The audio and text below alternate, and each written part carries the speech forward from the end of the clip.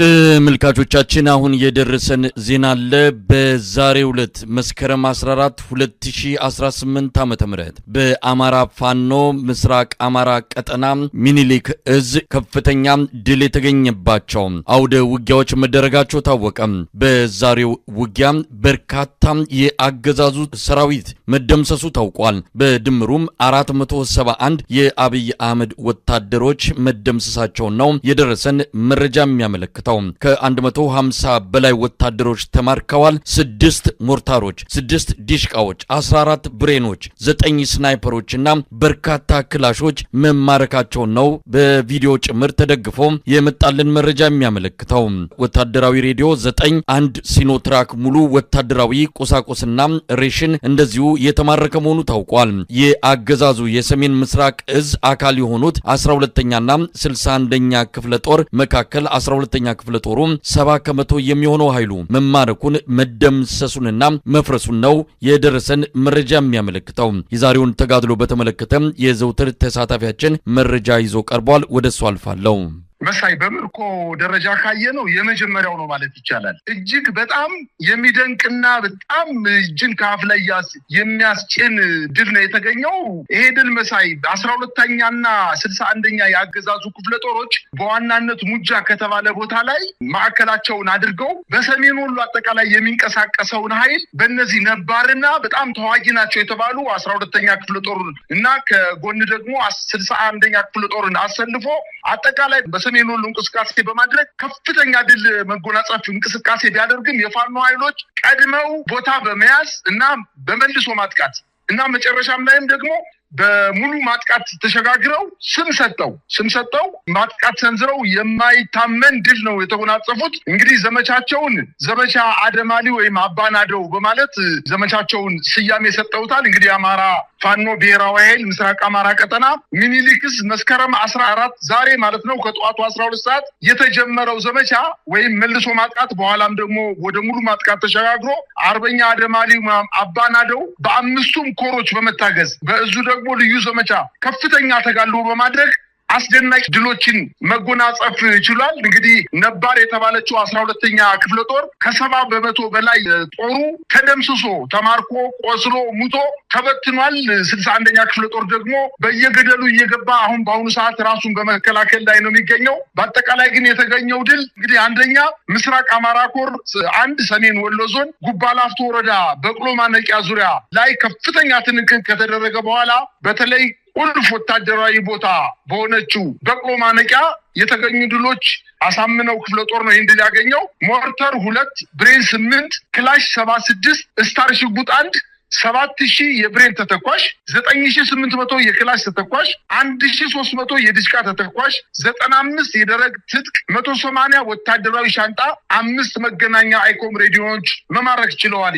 እንዲሁም ባለሽሩጡ ክፍለ ጦር ምስራቅ አማራ ኮር 1 ባለሽሩጡ ክፍለ ጦር የደቡብ ወሎ ዞን ወረባቦ ወረዳ ላይ መቀመጫ በሆነችው ቢስቲማ ከተማ በጉሊብሳ በጓሃ በሰቀላና ቴሌ ዙሪያ ከፍተኛ ውጊያ ያደረገ ሲሆን የጉዲሳ ምሽግ ተሰብሯል። የደቡብ ወሎ ዞን ወረባቦ ወረዳ ዋና መቀመጫ በሆነችው ቢስቲማ ከተማ በጉዲሳና በጓሃ በሰቀላና ቴሌው ዙሪያ ከፍተኛ ውጊያ ያደረገ ሲሆን የጉዲሳ ምሽግ ተሰብሯል። የወረዳው ዋና መቀመጫ የሆነችው ቢስቲማ ከተማን ሙሉ በሙሉ በፋኖ ቁጥጥር ስር ለማስገባት ከፍተኛ ተጋድሎ እየተደረገ ሲሆን እስካሁን ባለው መረጃ የተደመሰሰ ሰራዊት 78 መድረሱን አስታውቀዋል። የቆሰለ 53 ክላሽ የተማረከ 7 ሲሆን ባለሽሩጡ ክፍለ ጦር የአብሩ ወረዳ ቆላማ የአፋር አጎራባች አካባቢዎችን በመቆጣጠርና ህዝባዊ አስተዳደር የዘረጋው የባለሽሩጡ ክፍለ ጦር ዛሬ የሐይቅ ከተማ ደሴ ኮምቦልቻ ቆላማ አካባቢዎችን ከልጅ ኢያሱ ኮር ጋር ጥምረት በመፍጠር ወደፊት እየገሰገሰ ይገኛል ተብሏል። በሌላ አቅጣጫ የሐውጃኖ ክፍለ ጦር ባደረገው ከፍተኛ ትንቅንቅ 1 ዲሽቃ የማረከ ሲሆን 1 ስናይፐር 40 ክላሽ የብሬን ተተኳሽ 5000 የክላሽ ተተኳሽ 3000 የወገብ ትጥቅ 23 የክላሽ ካዝና 18 ኤፍ1 ቦምብ 10 የሞርተር ቅንቡላ 7 መማረክ ሲችል በምስራቅ አማራ ኮር 1 አጠቃላይ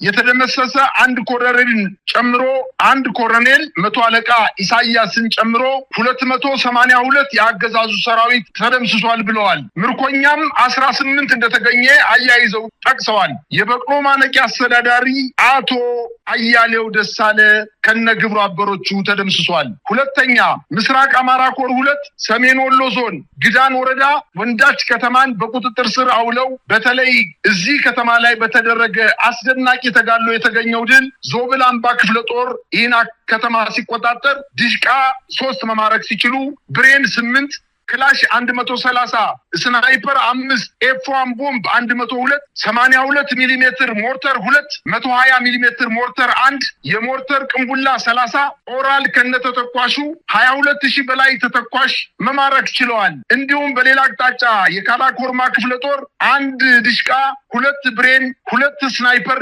89 ክላሽ የብሬን ተተኳሽ 1500 የክላሽ ተተኳሽ 2000 4 አይኮ መገናኛ ሬዲዮኖች 50 የክላሽ ካዝና 36 ኤፍ1 ቦምቦች 2 የሜዳ መነጽሮችን ማርከዋል። ታጠቅ ክፍለ ጦር ወንዳችና ከፍተኛ ተጋድሎ አድርጓል። ባደረገው ውጊያም 20 ክላሽ 4 የደረት ትጥቅ 4 ካዝና በምስራቅ አማራ ኮር 2 እንደ አጠቃላይ የተማረከ የተደመሰሰ ምርኮኛ 147 ሲሆን የተገደለ ወይም የተደመሰሰ 137 ቁጥሩን አድርሰውታል። በርካታ ወታደራዊ ቁሳቁስና ሬሽንም ተማርኳል ብሏል። ሶስተኛ ልዩ ዘመቻ ሰሜን ወሎ ዞን አንጎት ወረዳ አካል የሆነችው ታላቅ ወታደራዊ ቁልፍና ስትራቴጂክ ቦታ በተባለችው ቦታ ላይ ከወልዲያ ላሊበላ ከወልዲያ ባህር ዳር ያለውን መስመር በቁጥጥር ስር አውለዋለች። ገዢ መሬት የሆነውን ድልብን ተቆጣጥረዋታል። በዚህ ውጊያ በርካታ ወታደራዊ መሳሪያ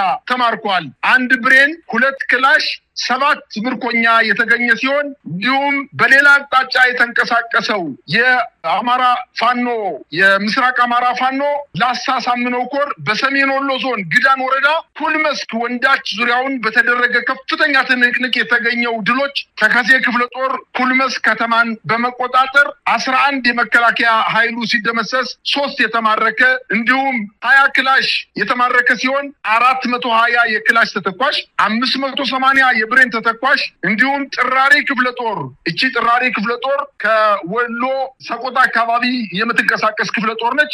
እቺ ክፍለ ጦር ባደረገችው ከፍተኛ ትንቅንቅ አንድ ባለ 82 ሚሊ ሜትር ከባድ ሞርተር 1 ዲሽቃ 1 ብሬን 1 ስናይፐር 54 ክላሽ መማረክ ሲችል በዛሬው ዕለት መስከረም 14 2018 ዓ.ም ከጠዋቱ 12 ሰዓት የጀመረው ውጊያ አሁንም እንደቀጠለ ቢሆንም እስከ 8 ሰዓት በተካሄደው ውጊያ አጠቃላይ የተገኙ ድሎች እነዚህ መሆናቸውን አስታውቋል። አጠቃላይ የተገኙ ድሎችም ሞርተር 6 ዲሽቃ 6 ብሬን 14 ስናይፐር 9 ክላሽ 438 የተደመሰሰ የመከላከያ ሰራዊትና አጠቃላይ ጥምር ጦር የተባለው 471 ሲደርስ የተማረከ 1175 መድረሱን አስታውቀዋል። ተተኳሽም እንዲሁ 52600 የተለያዩ ተተኳሾችን ከዲሽቃ ጀምሮ ብሬን ስናይፐር ሞርተሮችን 52600 ተተኳሾች መማረክ ሲችሉ ወታደራዊ ሬዲዮ 9 ደርሷል። ኤፍ1 ቦምቦች 148 ሲደርስ ቁስለኛ ደግሞ 126 ይዞት የወጣው የሞርተር ቅንቡላ 37 ደርሷል። 1 ሲኖትራክ ሙሉ በሙሉ ወታደራዊ ቁሳቁሱን እንደያዘ በፋኖ ቁጥጥር ውስጥ እንደገባ አስታውቋል። አገዛዙ የሚተማመንባቸው የሰሜን ምዕራብ እዝ አካል የሆነው 12ኛና 61ኛ ክፍለ ጦር መካከል የ12ኛ ክፍለ ጦር በተለይ ከ70% ኃይሏ መደምሰሱንና ተበታትኖ መጥፋቱን አስታውቋል። የልጅ ኢያሱ የንጉስ ሚካኤል ኮር የአውደ ውጊያ መረጃዎችን እያደረሰ ሲገኝ ውጊያው ሙሉ በሙሉ ባለመጠናቀቁ ከዚህ በላይ ድሉ ሊመዘገብ እንደሚችል ይገመታል። በጣም አመሰግናለሁ። እንግዲህ ይሄ ዛሬ በወሎ ግንባር የተገኘው ድል የአብይ አህመድ አገዛዝ ምናልባትም በአማራ ክልል እያደረገ ያለው እንቅስቃሴ እየከሸፈ መምጣቱን በቅርቡም አጠቃላይ በሆነ መልኩ ከክልሉ ለመውጣት የሚገደድ እንደሚሆን አመላካች ተደርጎ የሚወሰድ ይመስላል። ለማንኛውም ምን ማለት ነው እንግዲህ ሰሞኑን የፋኖ እንቅስቃሴ የለም፣ በአገዛዙ በኩልም ክልሉን ሙሉ በሙሉ ለመቆጣጠር ከጫፍ ደርሰናል፣ የመከላከያ ሰራዊት አጠቃላይ የጸጥታውን ቁጥጥር ለኛ አስረክቦ ይወጣል የሚል የምስለኔው አስተዳደርን መግለጫ እየሰማን ባለንበት ጊዜ ነው እንግዲህ እንዲህ አይነት ድል የተመዘገበው። ምን ማለት ነው? መሳይ ለማጥቃት የሄደ የመከላከያ ሰራዊት አጠቃላይ የአገዛዙ ጥምር ጦር እንደዚህ በተዝረከረከ ሁኔታ ተመቶ ሞርተሮችን በብዛት ድሽቃዎችን በብዛት ስናይፐሮችን በብዛት አስረክቦ መበተኑ የስርዓቱን መውደቅ ነው የሚያሳየው። ስርዓቱ የመዋጋት ሞራል የሌለው ሁለት ክፍለ ጦር ግማሽ ቀን ባልሞላ ጊዜ ውስጥ ይህን ያክል ቁጥር ሰራዊት ተደምስሶበት ይህን ያክል ቁጥር ተተኳሽ በ52,000 ተተኳሽ መሳሪያ በግማሽ ቀን የተማረከበት ኃይል ስናስብ የአገዛዙ ፀሐይ እየጠለቀች መሆኗን ነው የሚያሳየው። እነሱ እንደሚሉት ጀነራሎቹ ኢታማጆር ሹሞቹ እንደሚሉት ፋኖ ተዳክሟል እያሉ ባለበት ሰዓት እነሱ እየበዙ ጉልበታቸው እየጨመረ እየሄደ እንደሆነ መዋጋት አቅማቸው ደክሟል እያሉ ባሉበት ሰዓት በግማሽ ቀን ሁለት ክፍለ ጦር ሙሉ እየደመሰሰ ከተሞችን እየተቆጣጠረ ከፍተኛ የሆነ አስደናቂ ድሎችንና ከተሞችን እየተቆጣጠረ በሚገኝበት በአሁኑ ሰዓት የፋኖ ኃይሎች ከዚህ በፊት ውህደታቸውን አንድ አድርገው ሁለቱ የፋኖ አደረጃጀቶች ውህደታቸውን አንድ አድርገው ውጊያ ቢከፍቱበት ይሄ ስርዓት አበበ እንዳለው የህዝብ ግንኙነት የሰሜን ሸዋ ህዝብ ግንኙነት አበበ እንደተናገረው አስክሬን ይዘን ነው እየዞርን ያለ ነው የተባለው እውነት መሆኑን ዛሬ በተግባር አረጋግጠናል። ስርዓቱ አልቆለታል፣ ተመቷል፣ ደክሟል። የሚተማመንበት ኃይል በተለይ 12ኛ ክፍለ ጦር የተባለችው ክፍለ ጦር በትግራይ ጦርነት ጊዜ ከፍተኛ ጀብዶ የፈጸመች የተባለች ኃይል በዛሬው ዕለት ብትንትኗ ነው የወጣው። 70%